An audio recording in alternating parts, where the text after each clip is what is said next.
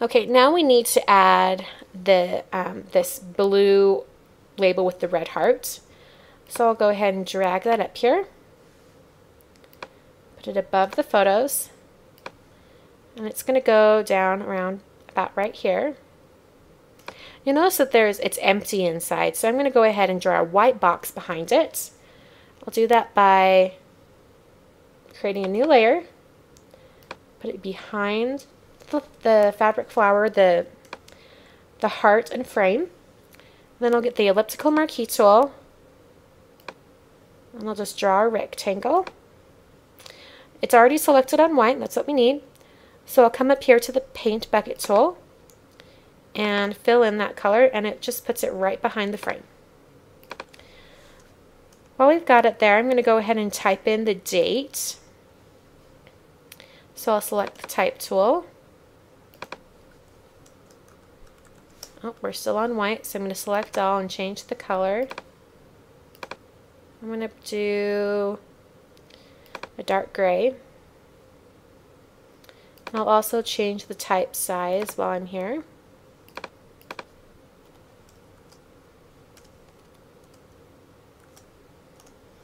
I believe this was September 2007.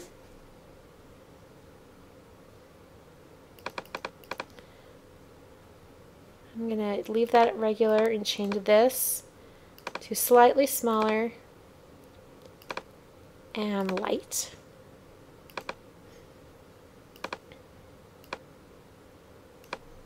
You can use the arrow tools or the arrow keys to kind of nudge your type around. Okay, now I'm going to select the blue frame, the text, and the white behind it, and I'm going to link those together. Alright, and now I'm going to rotate these just a little bit and move it in down below.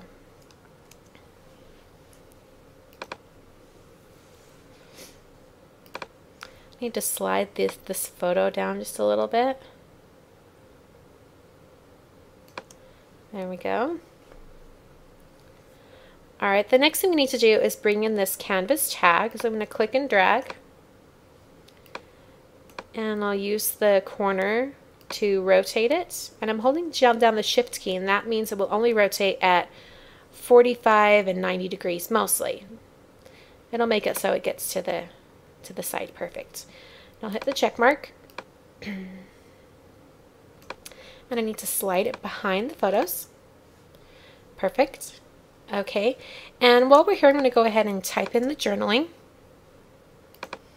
And this time, instead of just clicking on the layout, I'm going to click and drag, and that means it will draw out a shape that the text will be contained in. Okay, and when you're done typing, go ahead and click the green check tool. I'm going to select the move tool and just move this around a little bit. Okay, so I've got the text in there. Now we need to add in our large letters, and these are from the monograms. I need the G here, so I'll take the rectangle marquee tool and I'll just draw a rectangle around the G.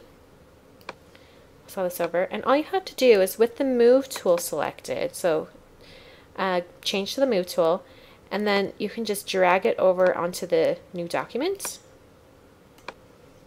And I'll do the same with the letter S.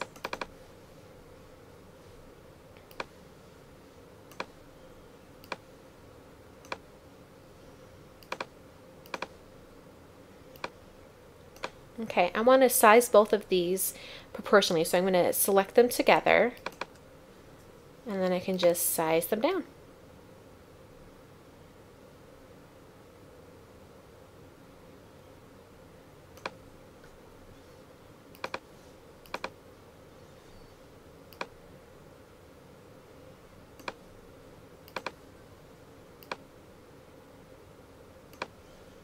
Okay, I'm going to zoom in here so we can add in some type up here in the corner. Get my type tool once again.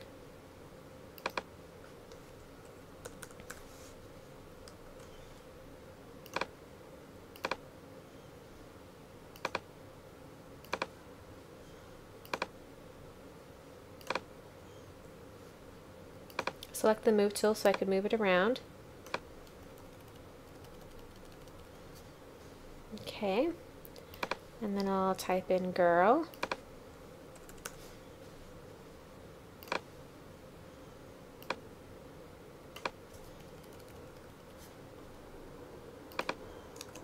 Okay, the last thing you want to do after you have your layout all the way you want it is you want to add some drop shadows, and I'm going to quickly show you how to do that. I'm going to click on this white area, so I notice that the white paper is selected over here. And in your effects palette, if you don't already have these drop shadows right here, you can click on this right here and select drop shadows. I'm going to double click on soft edge, and the default shadows for Photoshop Elements 8 are quite harsh. You can really see them a lot, but we want ours to be a little more realistic. So I'm going to double click on this little FX over here, sounds for effects, and I'm going to change these numbers to 15, 5, and 30. I'll hit OK. And it makes it really subtle. You won't be able to see it as much on screen, but when you print out your layout, it'll look very realistic. So I'm going to go ahead and add that to all of these layers. And unfortunately, you have to change them all by hand.